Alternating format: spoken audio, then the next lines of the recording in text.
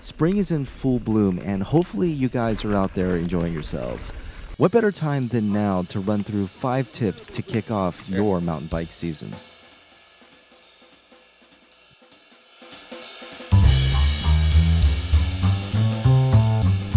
I don't know about you, but one of the most aggravating things to get right is making sure that your handlebars are straight. It seems every time I work on my bike, what looks straight in the garage always ends up looking off on the trail, and it completely messes with my OCD. Did you know that there's a trick to getting it nearly perfect every time? The solution is to use a straight edge like this brightly colored level. So it turns out placing it straight up against the fork stations gives you an excellent frame of reference when viewed behind the bars to make sure that it's perfectly straight every single time.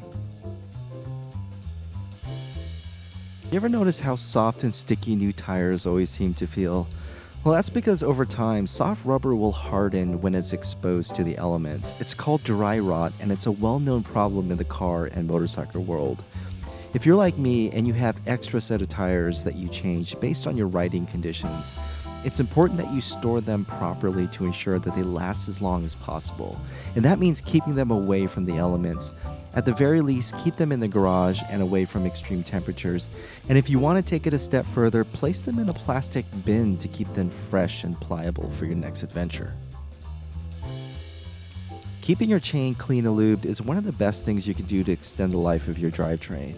Over time, the stretch of the chain and the added distance eats away at your cassette and the front chain ring. So the common rule of thumb is to replace the chain when it's stretched to 0.05 as measured by this ruler. But that means you're installing a shorter chain on cogs that are already slightly worn.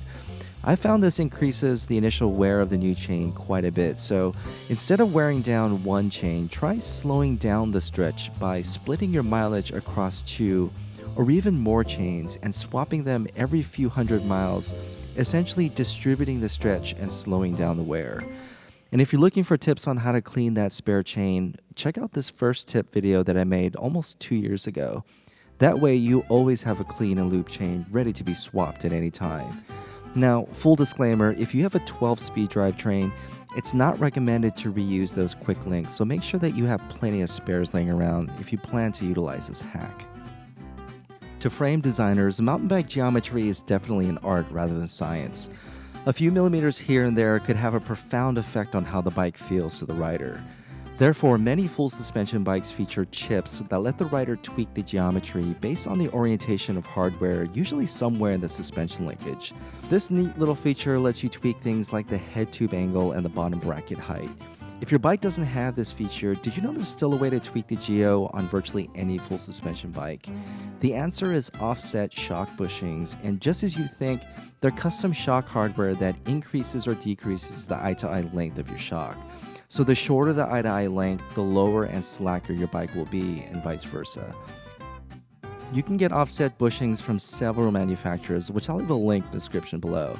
Now, this isn't going to turn your XC race bike into a full-blown enduro machine, but the differences, while subtle, are definitely noticeable. And these can be especially valuable if you've already changed the geo by changing out the front fork and looking to get the geo closer to stock.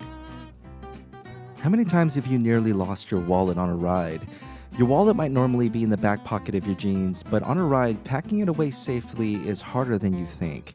Now, most of us keep our wallets in our pack, but I always seem to forget it somehow when it comes time to pay for that post-ride meal.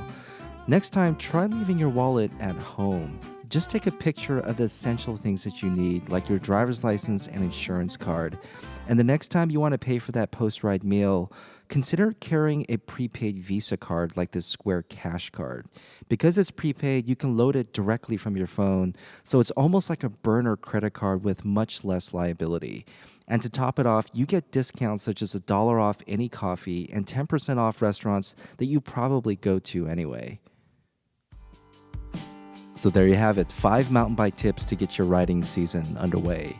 I hope you found at least one of these tips useful, so let me know which one you guys liked in the comments below.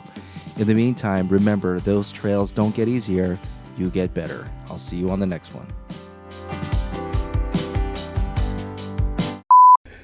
Okay, I think I'm gonna go right. All right, just want to give him a little bit of breathing room. Sure. Yeah, buddy.